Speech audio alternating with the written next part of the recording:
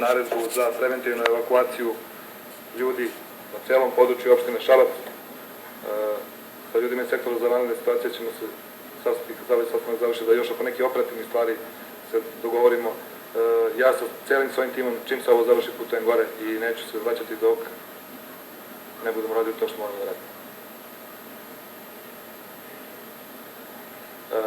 Još jedan deo za tešku mehanizaciju, znači moramo da vidimo i sa putarskim firmama, već sam razgovarao sa Putevima Srbije oko angažovanja teške mehanizacije, moramo postaviti, razradili smo i scenario za rezervnu liniju, da vidimo ako negde probije kako da Šabac brani, znači da vidimo gde je greda, ljudi su na terenu, odredit ćemo neku niveletu kojom ćemo pokušati kroz njive da branimo Šabac.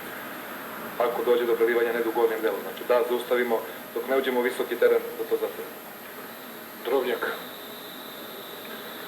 Zorana, Drobnjak, sve mašine koje imamo mi na raspolaganju, a pozovite i ove privatnike da stave na raspolaganje sve mašine koje su neophodne.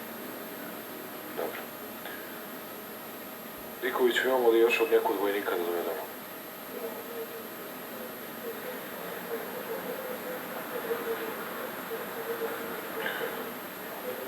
Uzmio Zorane autobuse, Zorana će obezbedi autobus i odmah pošalje 4 autobusa vojnika, 4 autobusa vojnika u Šabac. Veljoviću, imamo li gde, a da ne ugrozimo bezbednost ljudi posebno obučenih, znači žandarmerija, PTJ, SAJ. Naćemo i dodatne snage i radnici IAP-a, policijski službenici iz Vojvodine, prethodno bit će angažovani u Šapcu večeras. Ja sam već preduzeo meru toga. Ono što mislim da je još jedna opasnost, to je Sremska Mitrovica, koja može biti problem slično Šapcu. Ali mislim da tamo štabovi ne funkcionišu kako treba. Ja sam dao nalog načelnici policijskih uprava da oni preduzmu mere u smislu da ih angažuju da rade svoj posao. Dobro, time ćemo se baviti kad se završi sednica štaba republičkog. Siniša. Samo u Obrenovcu. Kako je stanje u Lazarevcu?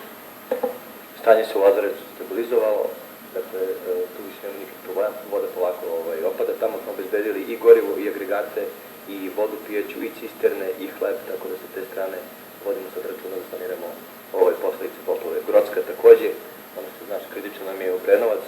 Ono što bi samo volao, ako mi dozvoliš, je 3100 mesta u gradu Beogradu smo obezbedili smeštenih kapaciteta. Ukoliko uspemo da završimo ovo sa dušacima od Ministarstva odbrane, bit će sad svih 3100 mesta i sa ćebadima i sa dušacima obezbeđene hrana, lekovi, na svakom punktu je medicinska pomoć, Crveni krst takođe, tako da sa te strane grad Beograd u ovom trenutku ima 1100 mesta za prijem, od toga je 920 već primljeno uglavnom iz Obrenovca. Taj broj se povećava kako ljudi se evakuišu iz Obrenovca, ali u svakom slučaju mi ćemo taj broj povećati.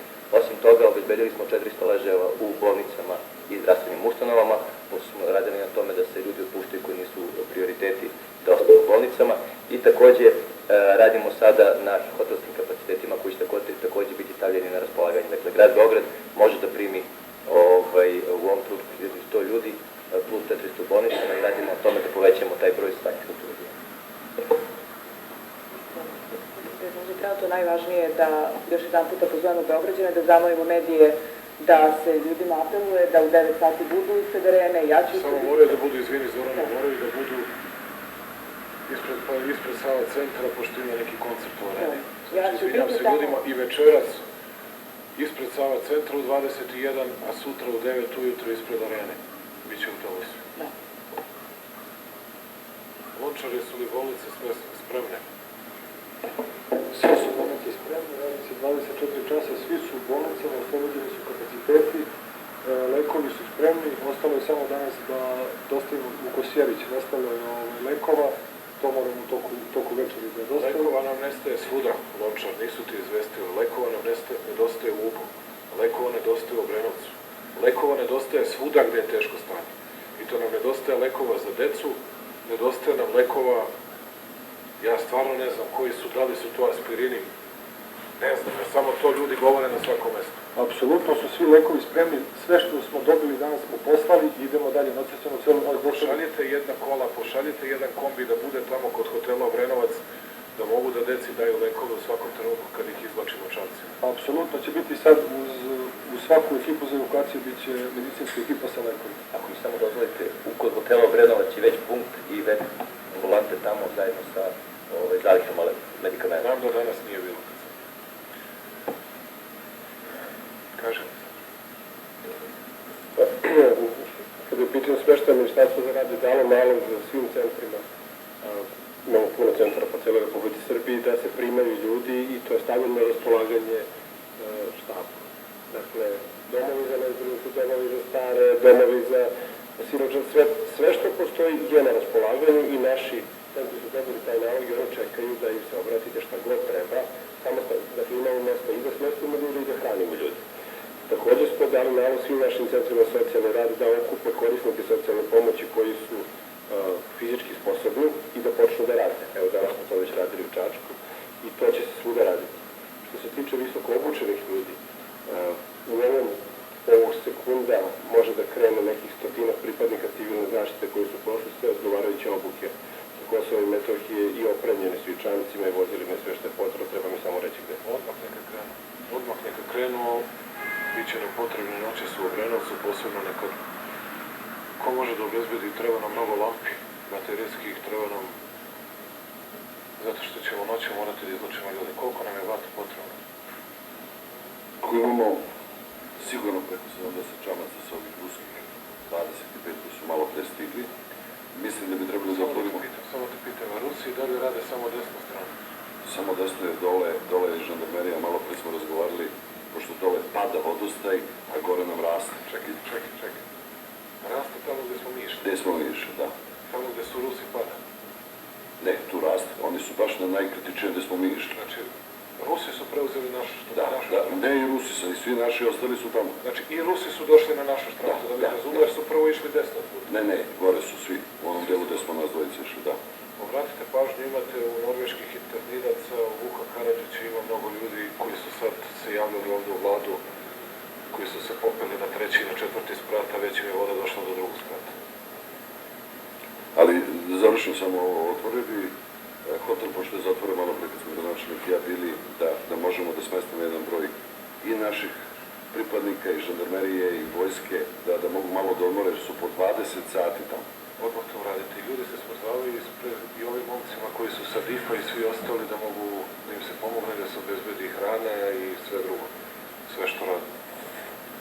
Na svaki način. I da se, iako ima još ljudi koji su, treba nam još ronilaca, nautičara i ljudi koji umeju da voze čamce. A sve čamaca što imate, Aleksandre, hitno pošaljite najpre za Obrenovac, a onda ćemo od sutra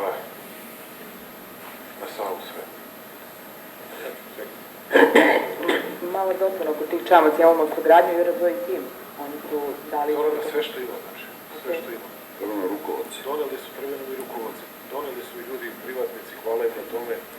Naravno, mali broj ih je doneo, ali hvala im, pokazali su da imaju veliko srce i hoću se zahvaliti mnogim firmama, mnogim kompanijama, srpskim, stranim, od KKR-a do Deleza, koji su dali ogromne pomoć u vodi, u novcu, u svemu.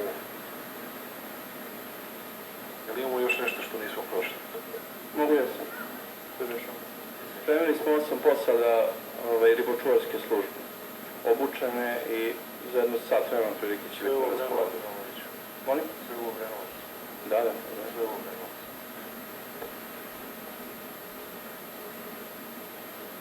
Imamo li još nešto da nismo prošli? Imaćemo sutra, vidjet ćemo u koje vreme šta. Znači, ponavljam još jedan put, velika molba.